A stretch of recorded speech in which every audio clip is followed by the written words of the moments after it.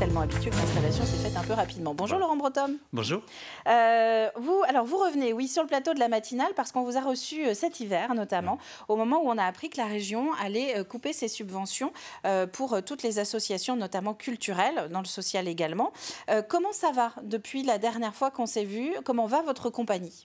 Alors d'abord, présentement, ça va hyper bien parce que j'ai l'impression de revenir à la maison chaque fois que je reviens là. Ensuite, ça va parce que nous sommes toutes et tous debout.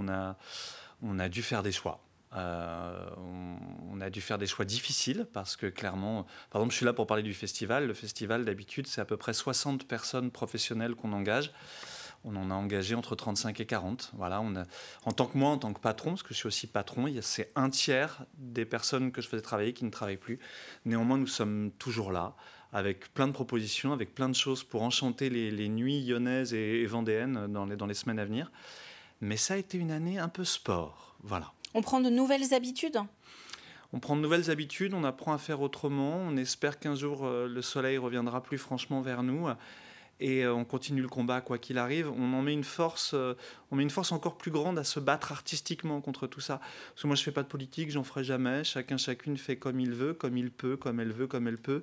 Néanmoins, je sais que ma plus grande réponse, elle est artistique. Et c'est souvent sur les plateaux qu'on fait bouger le monde. Donc moi, je vais le faire bouger sur les plateaux, le monde. Alors justement, notamment, on va parler d'autoroute du Sud. Ça, on va parler donc des Nuits Menteuses, c'est à partir du 8 juillet du côté de La Roche. Et il y a un épisode qui s'appelle Autoroute du Sud, qui est bien un événement itinérant, si j'ai bien compris. Ouais. Un vrai événement, c'est une pièce...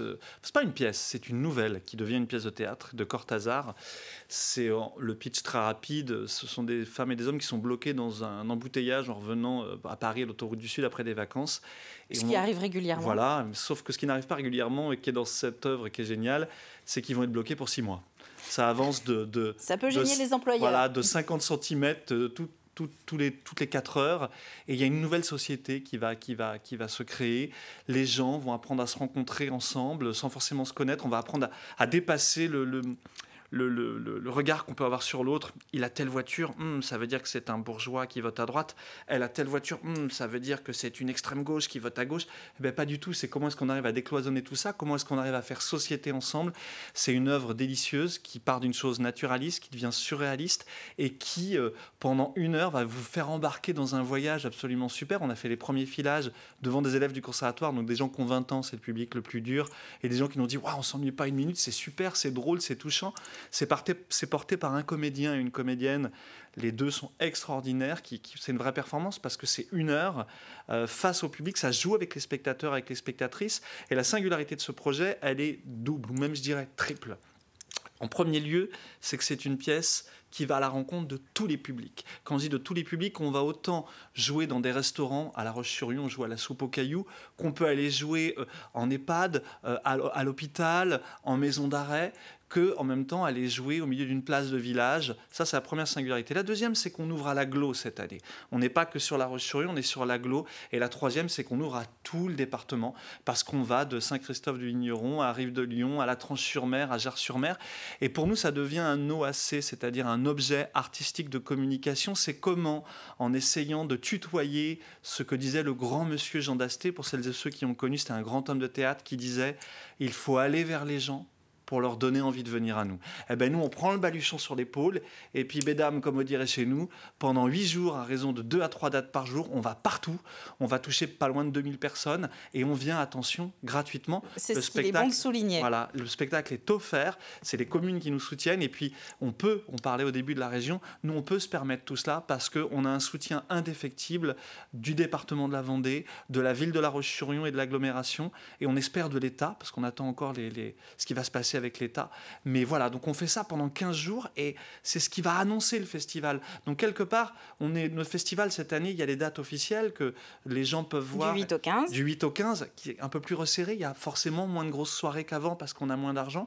Et les places d'ailleurs partent à une vitesse comme tous les ans et peut-être encore plus que les autres années, je dirais, mais prenez vos places maintenant, sinon vous n'en aurez pas.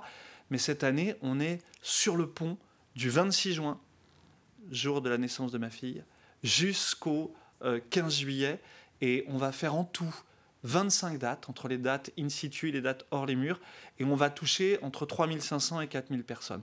Donc nous avons été blessés, nous avons été touchés, nous avons été attaqués, mais nous sommes debout et en prolongation, on marque le but en or. Et même plus que debout, effectivement. Voilà. Les Nuits Menteuses, est-ce qu'on peut rappeler peut-être un petit peu aussi le principe? Alors, on n'est plus du tout sur la première édition. C'est un rendez-vous qui commence à avoir ses habitués. Oui. Sur La Roche-sur-Yon, on le disait, donc ça commence le 8. On a notamment eu, dans les éditions précédentes, des novices, des gens qui venaient d'un petit peu partout en France pour jouer au théâtre. On en a toujours les Nuits Menteuses. Il y a un triple ADN. C'est un ADN, ce festival, quand il a été créé en 2022, il s'est singularisé dans le paysage national, puisqu'on a tout de suite été repéré par Théâtre Magazine National, qui est un peu la Bible pour nous, parce que c'était le seul festival qui proposait une alchimie entre des élèves sortant d'école, le monde du théâtre amateur et le monde du théâtre professionnel. Et cette année, on continue, même s'il y a des choses qu'on n'a pas pu faire. Par exemple, les élèves sortant d'école, cette année, ce sont des élèves de conservatoire du département qui vont venir proposer des lectures. À la base, on devait avoir l'École supérieure nationale de Paris. Rien que ça, madame, comme on dit, on les a pas, parce qu'on n'a plus l'argent de la région, donc on n'a pas pu faire ça. Mais on a encore des élèves, on a encore des amateurs, des amatrices. Et puis c'est pas parce que c'est pas à Paris que c'est pas bien. Ben voilà, tout à fait. On a encore les amateurs, les amatrices qui viennent de toute la Vendée pour le volet des amateurs de l'année, et de toute la France pour le volet des amateurs et des amatrices de l'été.